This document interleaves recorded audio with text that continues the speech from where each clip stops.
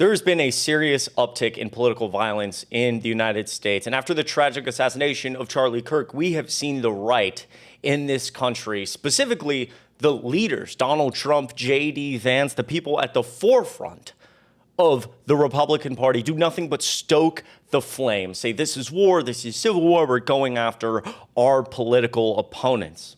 And what ends up happening is things like this. A Texas man was accused of threatening to shoot up a pride parade to, quote, pay them back for taking out Charlie Kirk. I want to get into this in this video because it's really showing the direct effect of when Donald Trump, J.D. Vance, these other people get on a stage like they have, frankly, for, Donald Trump specifically has done for a decade in U.S. politics, which is constantly ramp up the tension, fan the flames. Instead of being a true leader and calming things down, this is always what he does. He fans the flames, he increases the tension in the country, and then he uses, for his own personal gain, this tension to say, oh, wait, actually, this is all their fault. That's why you should vote for me. But it has real consequences like this. People can end up losing their lives. Before we get into it really quickly, my name is Chris Mowrey. I'm filling in for Adam Mockler today on the Adam Mockler channel. If you enjoy this type of content, link to my YouTube channel will be in the description down below. On this channel, we're trying to build something big to punch back against MAGA media. It would mean so much if you would just go right down below and hit subscribe. Hit subscribe on this channel. Why not? The Adam Mockler channel. You guys have been showing so much love. Adam's been going on CNN, absolutely killing it. We're trying to pump so much content on this channel, and a like and a subscribe goes such a long way. I do appear on this channel pretty often. So again, if you want to check out my YouTube, the link to my YouTube channel, it's in the description. And yes, I know I need a haircut. It's getting bad. Before we get into this story, let's take a listen quickly to how the right now is describing Charlie Kirk in the aftermath of all of this. Take a listen. In the days hence that he was a prophet, not a fortune teller like people think of prophecy. No, exactly. He was like a biblical prophet that would go into a nation and call it to repent. That's what he was doing. He was going to these campuses and he was going on stage and he was going on this show and the podcast and he was calling a nation to repent. He went to London and he called England to repent at Cambridge and Oxford. And they hurled insults at him. They mocked him. They jeered him, just like the biblical prophets. They wanted to stone him, and ultimately they killed him. And that is what Jesus said. He said, what did they do to the prophets? They killed him. And now the other revelation. You're making me emotional again, because I know that what you're saying is true. And the other revelation is specifically about these campus tours. We called them campus tours. They were tent revivals. Yes.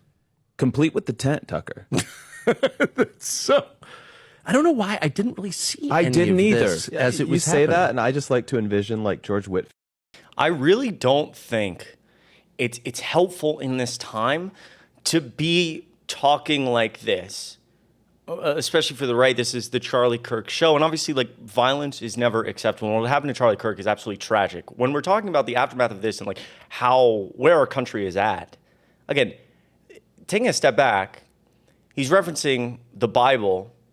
And he's, saying Charlie Kirk is a prophet. That's why they killed him. I mean, that's really, if you're a person in this country listening to this, that's directly going to lead to more violence. Who is they? Again, the left, they killed him. Charlie Kirk is this huge prophet figure, which also, again, I don't think he was. I don't think we need to pretend that his life was something that it wasn't. It also did a lot of damage to, marginalized communities. But regardless of if you feel like he was or wasn't, this is dangerous talk to be having right now. Look, they killed a prophet. What does that mean? You're going to go after them, right? And another thing we've been hearing is a lot of comparisons of Charlie Kirk to MLK. Take a listen to this before you wrap back to the original story. About all of these Negro preachers who've been, in fact, talking about that this man that was killed was the answer to Christ in the earth. Y'all ain't saying that. They having moments of silence in black churches all over the country over a man that was racist and a white supremacist. How dare you compare him to Martin Luther King? The only thing that Charlie, Chris, and Martin Luther King got in common is both of them was killed by a white man. After that, they got nothing else in common.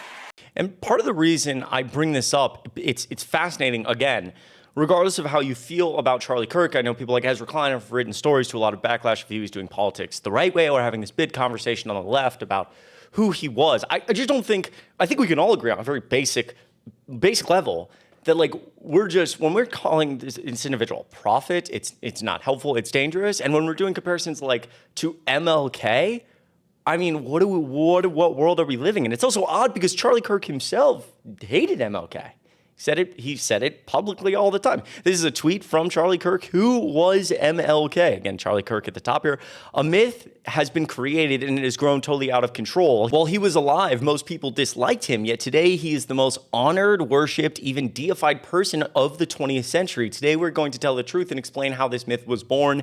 Happy Monday. Like Charlie Kirk had this, I don't know, this insane idea that MLK was like this horrible, shouldn't be revered as a person, when obviously he should be. He was incredibly important to this country. And so like this is almost a perfect example of how they're trying to change Charlie Kirk. They're calling him MLK. Charlie Kirk himself hated MLK. It's like we're trying to turn him into a figure that even he would disagree with. And while it's happening, again, you have people out doing stuff like this. I'm going to give this a little bit more of a lighthearted tone for a second. We're going back to the original story. Birthday is coming up on October 14th. I think we should all go to Starbucks and order a Mint Majesty tea with 2 honeys. And when they ask our name, we should all say, "I am Charlie Kirk. Who's with me?" Again, it's like what are we doing here? What are we doing? Okay, what are we doing? Again, it's this constant need to find that, like, that the left as a whole, this is why Charlie Kirk lost his life. That the left caused this, the left did this. And I don't think that that's true. And I don't think that's a helpful conversation to have at all. And you see it in videos like that. That guy is incredibly cringe and weird. It's like, let's go to Starbucks and say, we are Charlie Kirk, to fight back against this kind of evil, grandiose thing, this movement that caused his death. But none of that is real, and it's kind of akin to the conspiratorial nature of the MAGA movement. Texas man accused of threatening to shoot up Pride Parade to pay them back for taking out Charlie Kirk. Come on, bro, let's go hunting fairies. Joshua Cole wrote to a friend 2 days before this Pride Parade, according to an FBI probable cause affidavit, reviewed by The Independent. A 42-year-old Texas man is facing federal charges after allegedly threatening to shoot up the Abilene Pride Parade as revenge for the recent assassination of right-wing activist Charlie Kirk. Quote, "F their parade, I say we lock and load and pay them back for taking out Charlie Kirk," Joshua Cole wrote in a September 18th message to a Facebook friend, according to an FBI probable cause affidavit reviewed by The Independent. So again, you think about a quote like this in comparison to this video I showed you, how I started this video. The second video I showed you, these tweets about he's MLK, he's a prophet, he's these things, and they were the cause of this. They were the cause of this giant figure getting taken out. It leads to things like this. I say we pay them back. Again, this is individuals at a Pride Parade trying to celebrate who they are, celebrating the LGBTQ plus community, just celebrating, the movement itself and being able to come out and be happy who you are. And it's like, whoa, this is crazy. This conversation from the right directly from Donald Trump is again causing things like this. "Come on, bro, let's go hunting fairies," he wrote. Cole was arrested by the FBI a day later, telling agents that, quote, he did not believe that the gay pride event should be allowed, while claiming he didn't actually intend to gun down parade participants, the affidavit states. But, quote, the threats were not conditional. FBI Special Agent Sam Venuti, I believe, wrote in the affidavit supporting the case against Cole. The threats were specific. The threats were also specific to a particular set of victims, people participating in the Pride Parade. Cole's comments were not mere idle or careless talk, exaggeration, or something said in only a joking manner. Because again, the right, as they're doing this, would like to say that a lot of time if they feel like people are calling them out too often for crossing the line. And any reasonable person would experience apprehension of violence based on Cole's statements, according to the affidavit. And here is the mugshot, Joshua Cole, because he was arrested.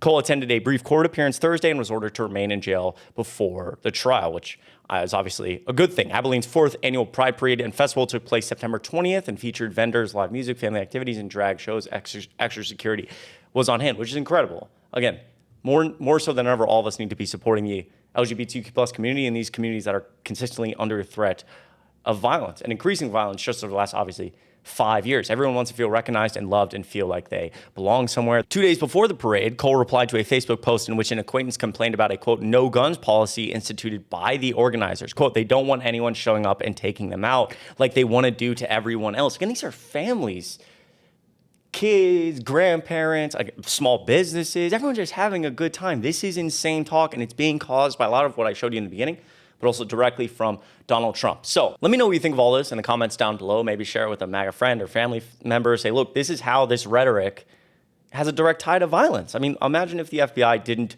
arrest this guy. And I know in a time like this, all of this can be very depressing, hard to hear. Take it one day at a time, and remember it's okay to turn off your phone for a day or two. When you return, the Adam Mockler channel will be right back where it was. Make sure you subscribe, hit like down below. Once again, my name is Chris Mowrey, filling in for Adam Mockler, and the link to my YouTube channel will be in the description down below. Have a great start to your week, and I will see you in the next video.